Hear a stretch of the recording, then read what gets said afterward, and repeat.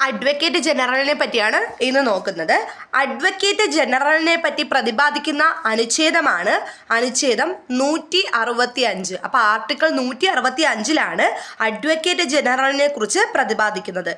Attorney ജനറലിന് സമാനമായി സംസ്ഥാനങ്ങളിലുള്ള ഉദ്യോഗസ്ഥരാണ് advocate general. ഇപ്പോൾ ഇന്ത്യയുടെ ഒന്നാമത്തെ നിയമ ഓഫീസറെയാണ് നമ്മൾ അറ്റോർണി ജനറൽ എന്ന് പറയുന്നത്.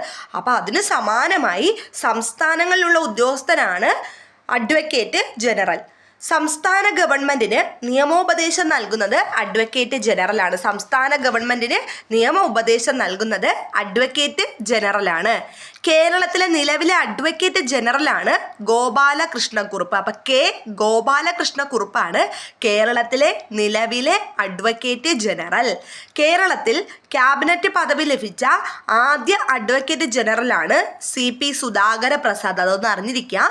കേരളത്തിൽ ക്യാബിനറ്റ് പദവി ലഭിച്ച ആദ്യ അഡ്വക്കേറ്റ് ജനറൽ CP സുധാകര പ്രസാദാണ്. അഡ്വക്കേറ്റ് ജനറലിനെ നിയമിക്കുന്നത് ഗവർണറാണ്. അപ്പം അഡ്വക്കേറ്റ് ജനറലിനെ നിയമിക്കുന്നത് ഗവർണറാണ്. അഡ്വക്കേറ്റ് ജനറലായി നിയമിക്കപ്പെടാനുള്ള യോഗ്യത ഹൈക്കോടതി ജഡ്ജിയാകാനുള്ള യോഗ്യതയാണ്.